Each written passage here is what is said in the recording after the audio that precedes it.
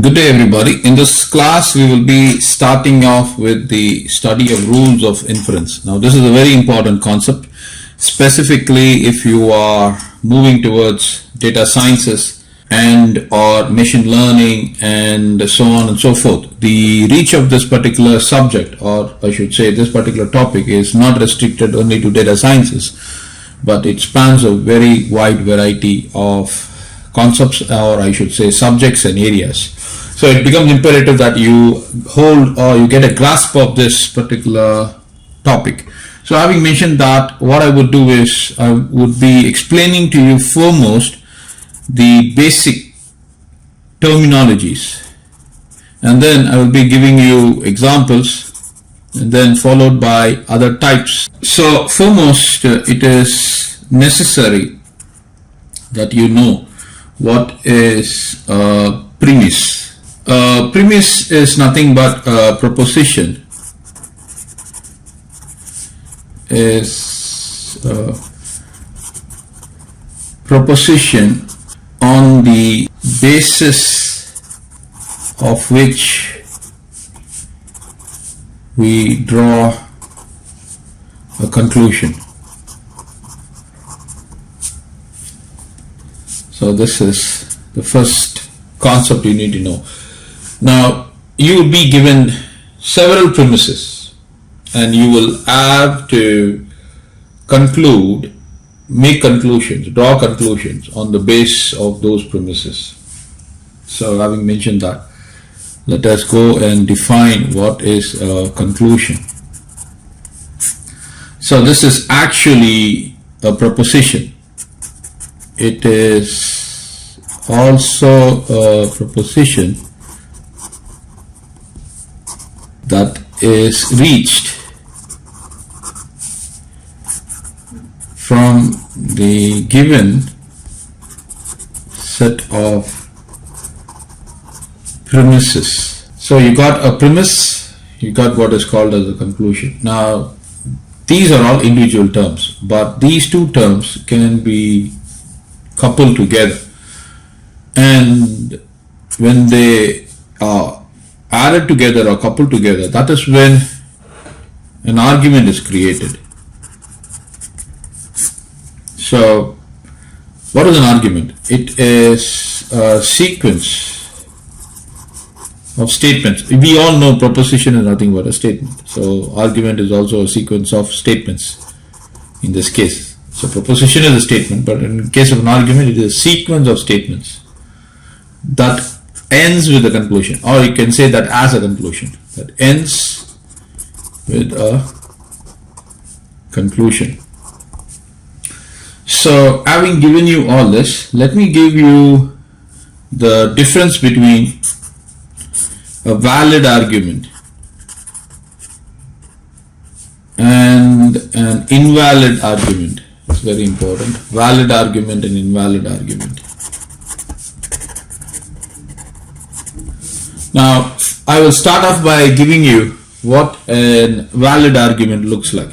So before we could start off by defining a valid argument, the argument as such, this is what that constitutes an argument. So an argument will have premises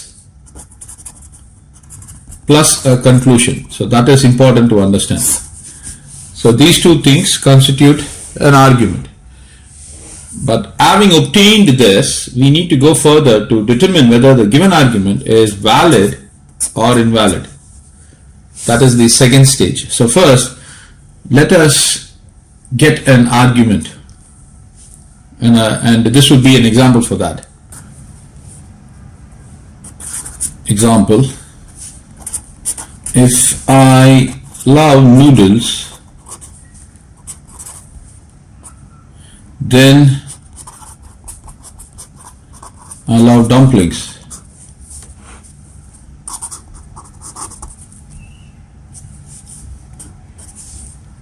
This is a premise. Next, I love noodles. This is the premise. Therefore, I love dumplings. Now this is a conclusion. So why do I call this a conclusion? I call this a conclusion because it is starting with therefore.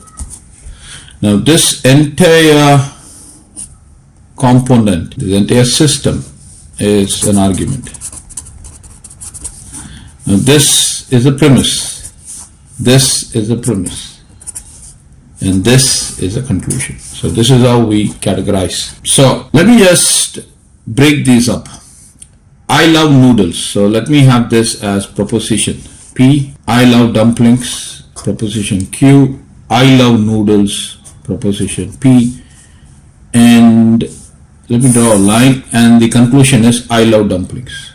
So this is going to be my Q. Now if you were to represent this by means of an expression, how do we do that? So if P then Q, right? So let me write that down.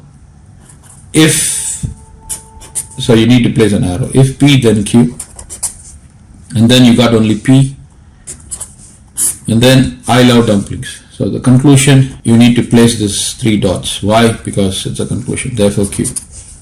Now this can be a valid argument if all of these premises is true and subsequently we get the conclusion to be also true. Now according to the rules of inferences, we assume each of these premises to start off with to be true. So this is the assumption we make, and then we reach the conclusion. So the step 1 is that we take each of these premise to be true, and then we go into each of these premise and then see what exactly they are. Now to sum up all of this using a single expression would be as follows.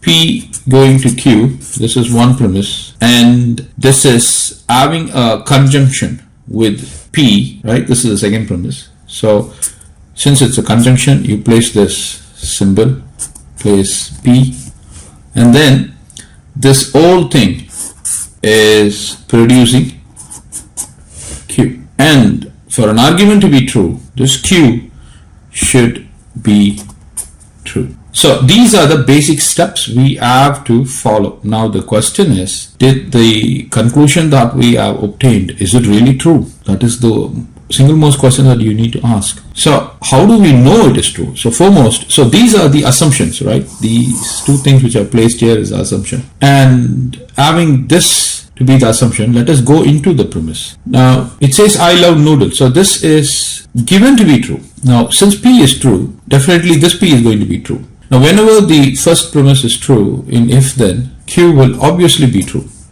So this is true, producing this to be true, and this is true. So you have a conjunction of true versus true, or I should say true and true, and that is obviously going to produce Q to be true. So this is absolutely correct. So this means we have a valid argument.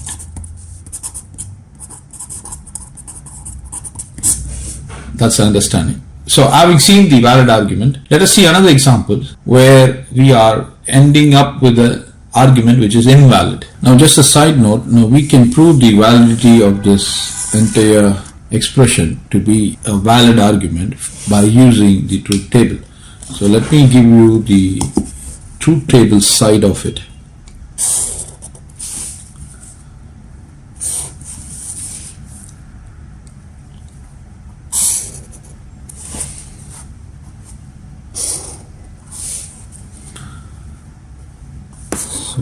For P, for Q, and then for P going to Q, and then for the final thing. Okay, maybe probably I will just put this conjunction for P. So this is P, Q, if P then Q, and then if P then Q conjunction with P, and then finally this is going to be if P then Q conjunction P, and then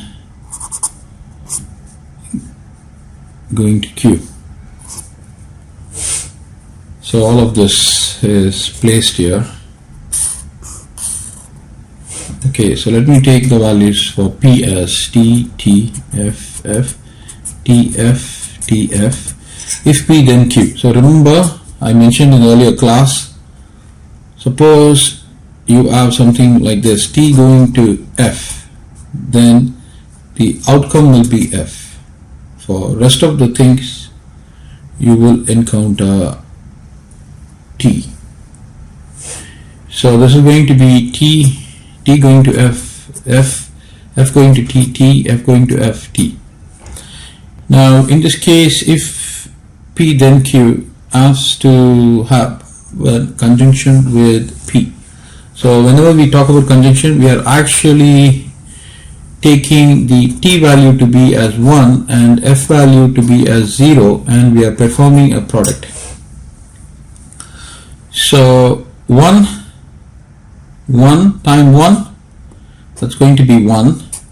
1 times 0, that's going to be 0. 0 times 1, in this case it's going to be F, right? F. So 0 times 1, or I should say 1 times 0, that's going to be F, and 1 times 0, that's going to be F. Now you have all of this. So this is T, this is F, this is F, this is F. So as I mentioned to you, T going to F, outcome would be F. So in this case, we need to perform the conditional check of this versus this. So T going to T is T, F going to F is T, F going to T is T, F going to F is T. So this is all T, T, T. So this is actually a tautology. So in case of a valid argument, we are looking for the conclusion to be a tautology. That is simple as that. So this is from the truth table perspective. So having mentioned this, let us move on in learning the example for invalid argument. So let me take this example. If I love noodles, then I love dumplings. This is the premise. Next premise is I love dumplings, and this is the conclusion. Therefore, whenever you see the word therefore, this is the conclusion. Therefore, I love noodles. So if I were to represent this by means of a expression, this is going to be P, this is going to be Q, this is going to be Q, and you got the conclusion here. And the conclusion is I love noodles, so this is going to be P. So let me write this using the notation P and Q. So if P, then Q, and then this is Q, and then you got P. Now as I mentioned to you, this is the premise, this is the premise. We assume it to be true, and then we go on to find if the conclusion is either true or false. Now if the conclusion turns out to be true, then we call this entire system to be a valid argument. If the conclusion turns out to be false, we call this entire system to be an invalid argument. Now T, this is an assumption. We start off with this assumption, then we go in. Now upon observation, Q is given to be as true. I love dumplings. This is a true statement. So this is T. Now since this is T, this is also going to be T. Now I mentioned to you, for the outcome to be T, not necessary that P should be T. So P can take two values. So those values are, P can either take T or P can either take F. Now what if P takes F? Now if P takes F, F going to T will be T. Okay, this is fine. And Q is T, that is fine, this is fine. But the outcome, P is taking the value F. So naturally P should be F here. So P is false here. So the entire system is producing a conclusion which is false. So this would mean this is an invalid argument. And you can verify this by means of a truth table. So if I were to represent this as an expression, let me represent like this. if P then Q, we are having a conjunction with Q, and then there is a conditional check producing P. So this is the expression that we need to check. So let me just draw the truth table and show the outcome to you.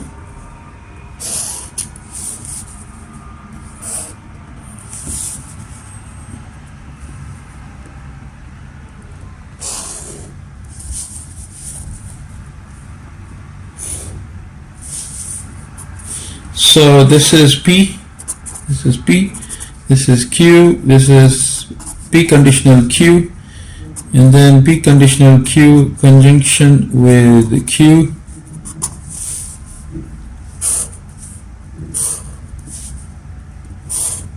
and then finally the conclusion. So what is the conclusion? P conditional Q conjunction with Q conditional with P. So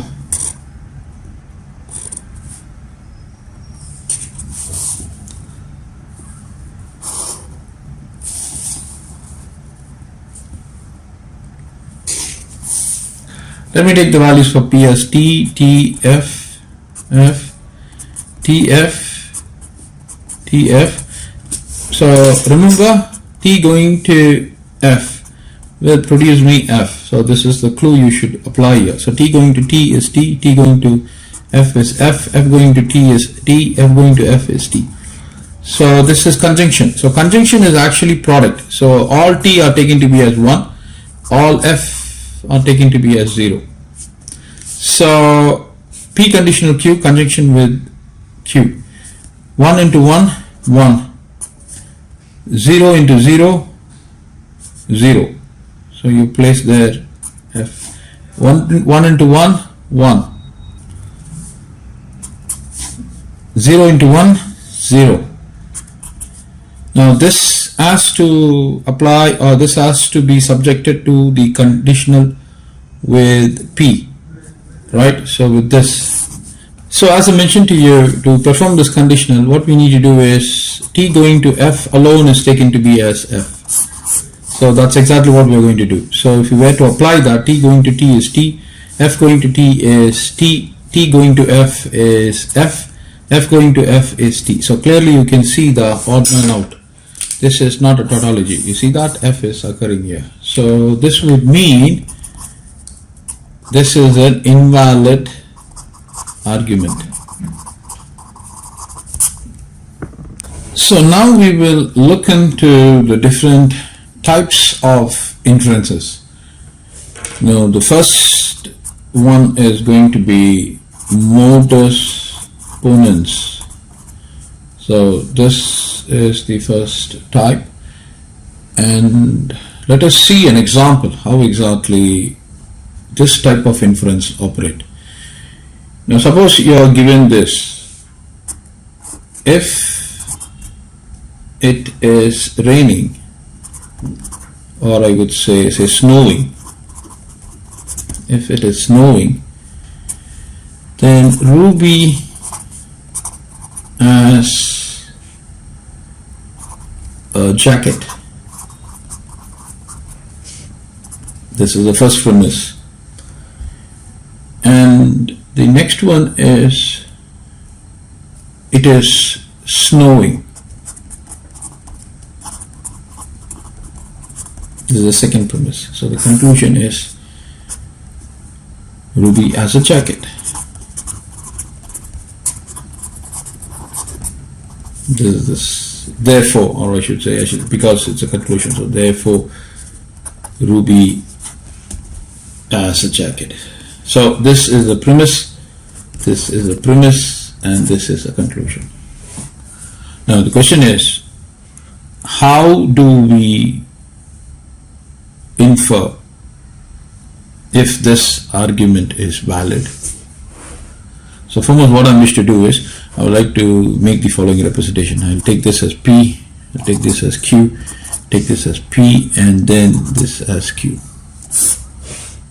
So if it is snowing, Ruby as a jacket. So if P then Q, and then it is snowing, so that's P. The conclusion is Q.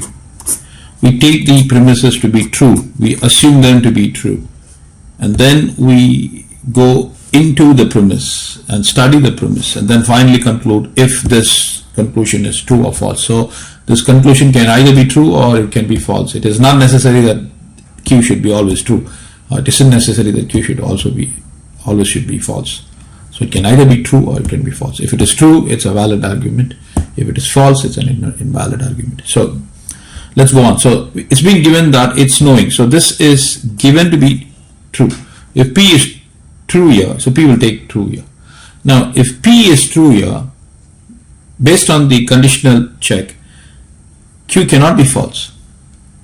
Q has to be true. So T going to T is T. So this is true.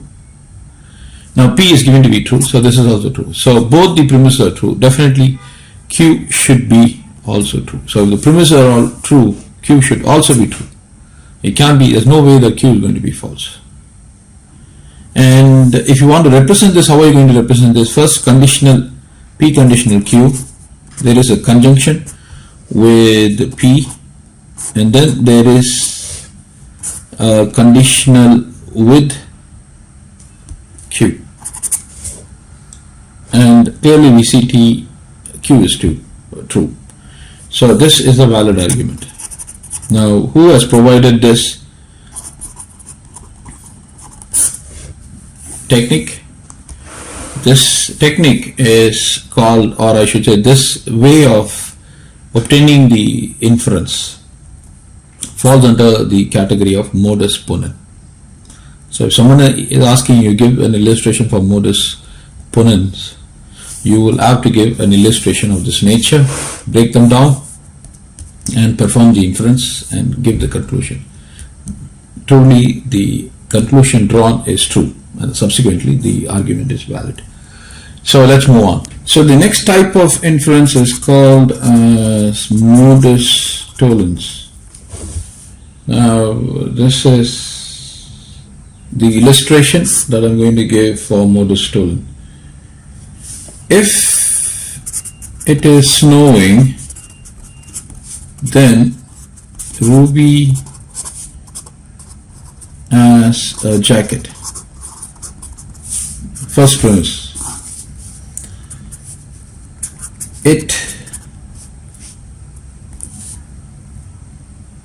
So instead of, okay, let me give this Ruby doesn't have a jacket. Second premise. Now the conclusion. Therefore, it is not snowing. So you got a premise 1, a premise 2, and a conclusion. So as I mentioned to you, whenever you see the word therefore, it is a conclusion. So the question is this a valid argument? Let's see. Let me take this as P, Q, this is going to be Q, and the conclusion. Over here, whenever you see Ruby doesn't have a jacket, we are talking about the negation, right? Ruby doesn't have a jacket. So let me represent this by means of an expression. If P, then Q. So P going to Q, first premise. This is the second premise. And the third premise, therefore it's not snowing. So this is also a negation here. So the negation is applied on P. Now we take these two to be true. We assume the first premise and the second premise to be true, and then we go on to find out if the conclusion is true or false. If it is true, it's a valid argument. If it is false, it's an invalid argument. So let us go over here. Now negation is given to be as true. So negation is given here to be true. So on observation, we can clearly see that Ruby doesn't have a jacket. This negation of Q is given to be as true. Now if negation of Q is true, this has to be false. Now we need to make this conditional proposition that you see here to be as true, so that we can have a valid argument. So in order to have this P conditional Q to be as true, P cannot be true, because if P is true, T going to F will be false. So thereby P has to be false. Now F going to F is true, so this is perfectly alright. Since P is false, negation of P is true. Clearly we see the conclusion is true, and given that all of the premises are true, with the conclusion being true, this implies that this is a valid argument.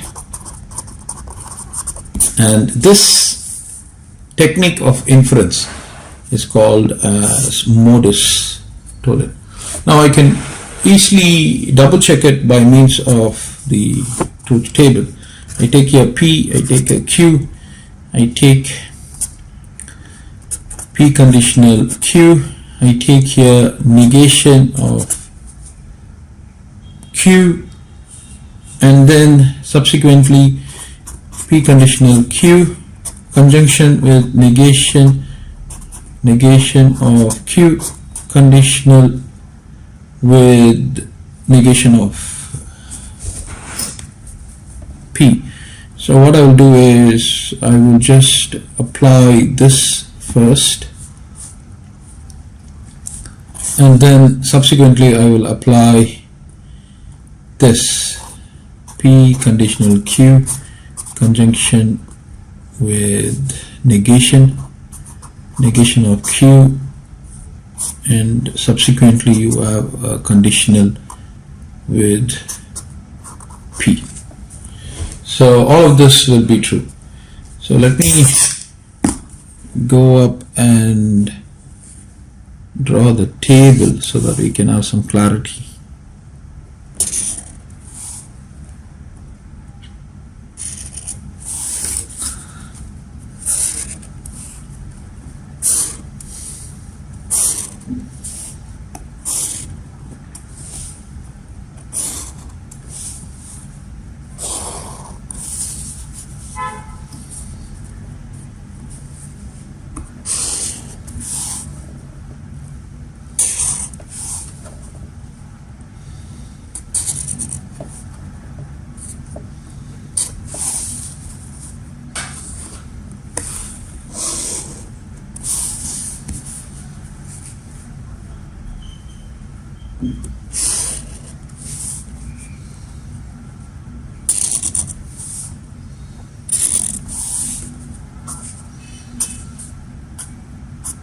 Okay, so I'm taking the values as T, F, T, F, and TF. So over here, P conditional Q, T going to T. As I mentioned to you, T going to F will be taken as F. So this alone will give us F. So T going to T is T, T going to F is F, F going to T is T, F going to F is T. Now negation of Q, that's going to be F, it's going to be T, it's going to be F, it's going to be T. Now you have to perform a conjunction between P conditional Q and negation of Q. So conjunction, as I mentioned to you, our T is taken to be as 1 and F is taken to be as 0, and the conjunction is actually the product operator. So with that, we need to have a conjunction between 1, or I should say this and this. So 1 into F or 1 into 0 will give me 0. That's going to be F. This is going to be F. This is going to be F. This is going to be T. Now this has to have a conditional operation. This conditional negation of P. Oh, we should have given negation of P. I did not include negation of P. So what I will do is I will fuse the negation of P over here. So this is going to be negation of P. So this is going to be F, this is going to be F, this is going to be T, this is going to be T. So we need to perform this conditional negation of P. So as I mentioned, T going to F will be F. So let us start off. F going to F, this is T. F going to F, T. F going to T, T. T going to T, T. So this is a tautology. That's what we are looking for. So since this is a tautology, this implies that this is a valid argument. So what we call this type of inferencing, this is called as modus tollens. So having given you this, let's move on to the next one. Now the next rule is called as hypothetical syllogism. Yes, it's a fancy word. Now what does this mean? The illustration is given as follows. If it is snowing, then Ruby has a jacket. Right, this is the first one. If Ruby has a jacket, then she wears snow boots.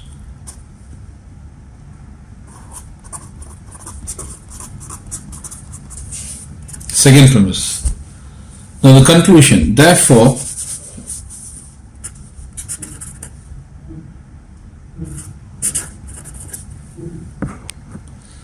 so the conclusion would be, therefore, if it is snowing, then Ruby wears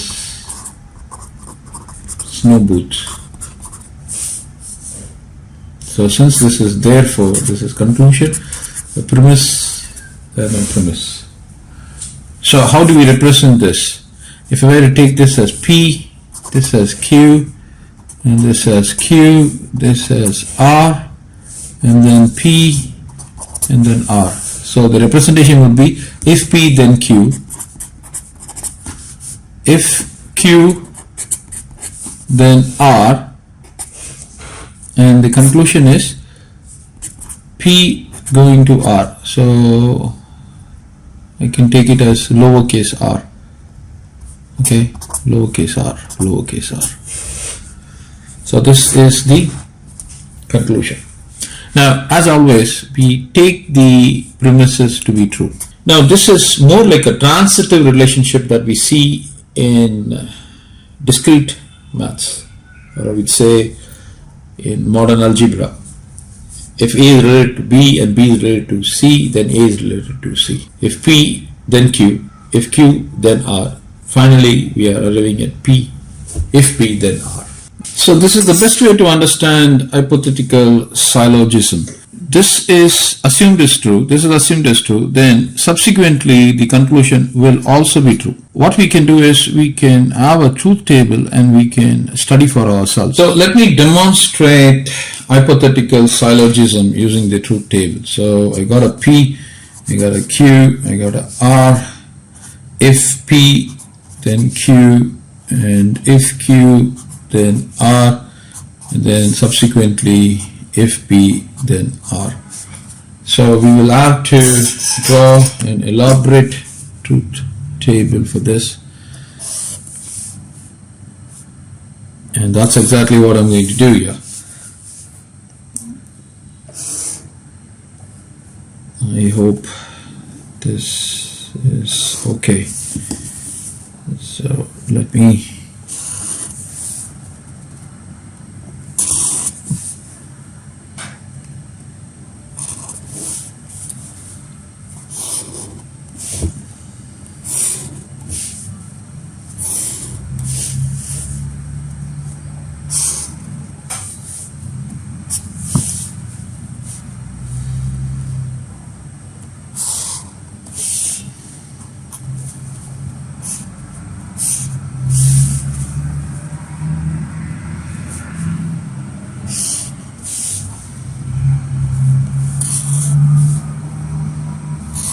Okay, so let's take the following values. So I'm going to say T, T, T, T, F, F, F, F. This is going to be T, T, F, F, and then T, T, F, F. This is going to be T, F, T, F, T, F, T, F. So we know that T going to F would produce F. And with that in mind, we need to perform the conditional of P going to Q. If P, then Q. So this is going to be T. This is T going to T is going to be T. T going to F is F. T going to F is F. And then F going to T is T. F going to T is T. F going to F is T. F going to F is T. Now Q going to R. So T going to T is T. T going to F is F. F going to T is T. F going to F is T. T going to T is T. T going to F is F. F going to T is T. F going to F is T. Now we need to perform T going to, or in other words P conditional R. So P conditional R, T going to T is T. T going to T. I'm actually comparing this with this. So T going to F is F. And then T going to T is T. T going to F is F. F going to T is T. F going to F is T. F going to T is T. F going to F is T. Okay, so you've got to make the following observation. When this is true, and let me use this pen. When this is true, and Q going to R is true, when the two premises are true, the conclusion is also true. When this is true and this is false, then this is false. So we don't need this. So we are talking about the two given premises. When they are true, the conclusion is true. This is false, this is true, we don't need this. So we are encountering another true. So of course there is some alignment problem. So please ignore that. Now the second value is off, third value is off, fourth value is also off. The fifth value is actually true, and this is the fifth value. This is the fourth value, this is the fifth value. So the fifth value is this. I hope you are able to watch that. That is the fifth value. And this is the sixth value. This is also off. The seventh value is this. And the eighth value is this. So what I'm trying to show you is, whenever the first premise is true, the second premise is true, the outcome is true, perfectly valid. The first premise is true, second premise is true, the conclusion is true. First premise is true, second premise is false, and the conclusion, we cannot take this. These two given premises are already true and false, so this is not form a valid argument. Okay, so this is true, first premise is true, second premise is true, and the conclusion is true. Correct. First premise is true, second premise is true, conclusion is true. So what do you infer? Whenever the first premise is true, the second premise is true, the conclusion is also true. So that is an example for hypothetical syllogism. Now the next rule of inference is going to be disjunctive syllogism. And let me give an example for this. Victoria likes cheese, or Victoria likes cheesecake. So this is an example. or I would say the first premise, P1. Now P2 would be Victoria doesn't like cheese, and the conclusion is Victoria therefore Victoria likes cheesecake.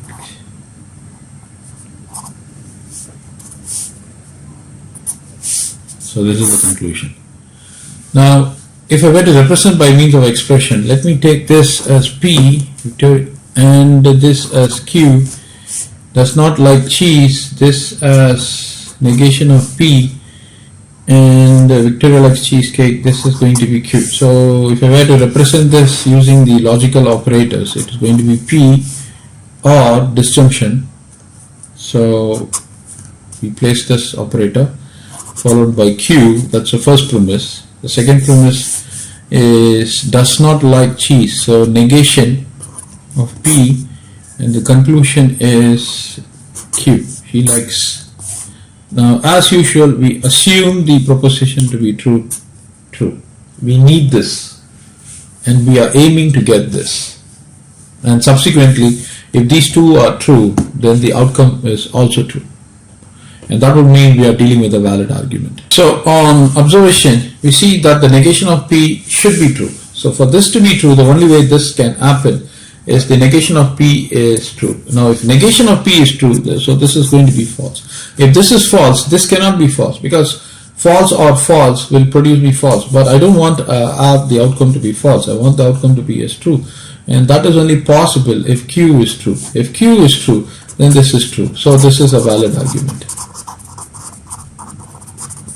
and you can clearly see it by the logic table. So if I were to take this as P, I take this as Q, I take this as a negation of P, and then we have the expression P or Q, and we have to have a conjunction there, negation of P, and then the conditional check going on to Q. So this should produce me true, right?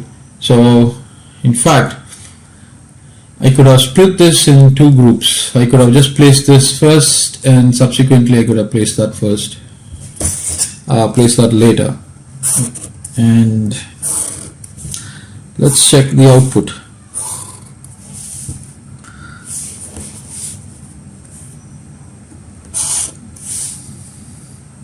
So over here I want to make the two divisions. I want to just first find this out. I will first find this out, and then I will find this subsequently after I have found the major one.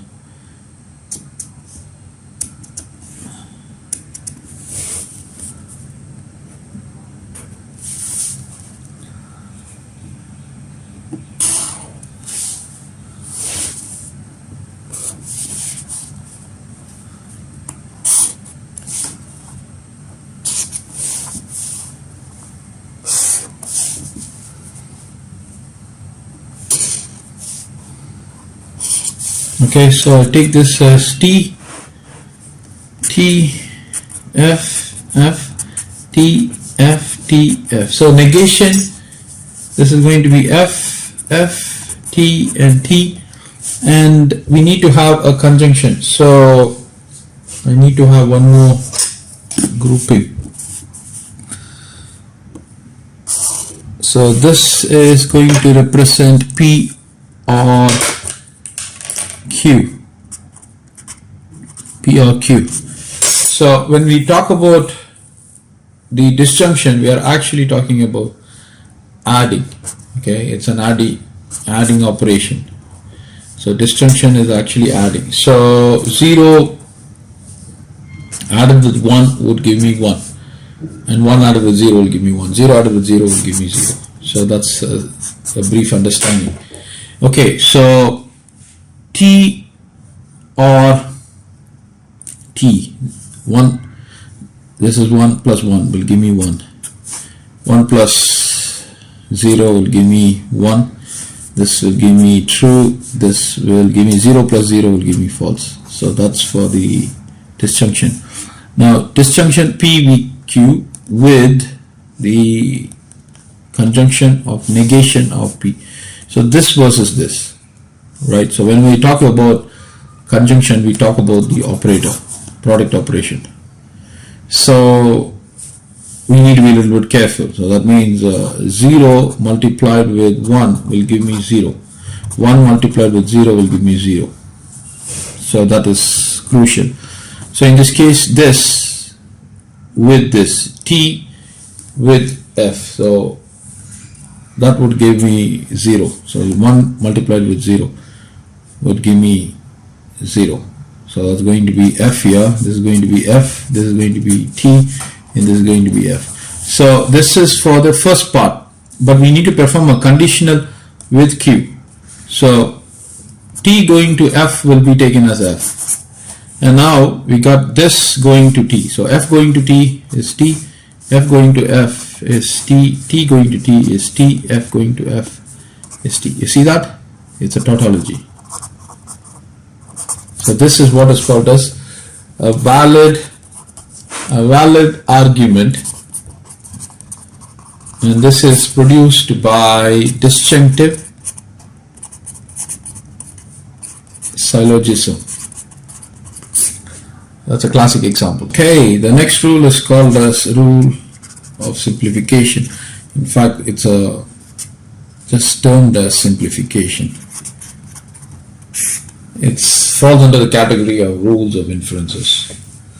So if you are given this illustration, so let me take premise 1.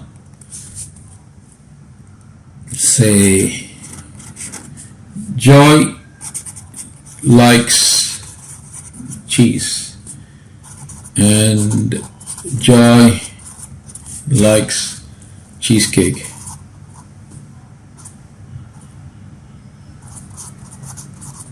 This is premise 1. And subsequently from premise 1 we are having a conclusion. Therefore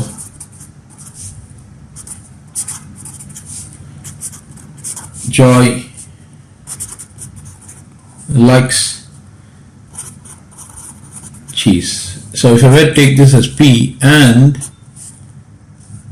this is a conjunction, and Joy likes cheesecake, I'm taking this as Q, and the conclusion is Joy likes cheese, and this is going to be P. So if I were to represent this, it's going to be P and Q followed by P. So this is the conclusion. So as I mentioned to you, we take the premise to be as true. Now for this to be true, this is a conjunction. So that means a product operation. In product operation, 1 with 1 alone gives me 1, and 1 with 0 will give me 0. 0 with 1 will give me 0. So I don't want these two. I only want 1 with 1 is equal to 1. So that is my objective. I want to have the premise to be true. So for that to be true, I need to have Q to be true and P to be true. Now if P is true, this is also true. So subsequently this is a valid argument. And you can verify this also by means of the truth table. Now let's move on to the next rule of inference. Now the next rule of inference is very popular. It's called as conjunction. And let me give you an example. Premise 1. Joy likes cheese. Premise 2. Joy likes cheesecake. And what is the conclusion? If you were to perform the conjunction would be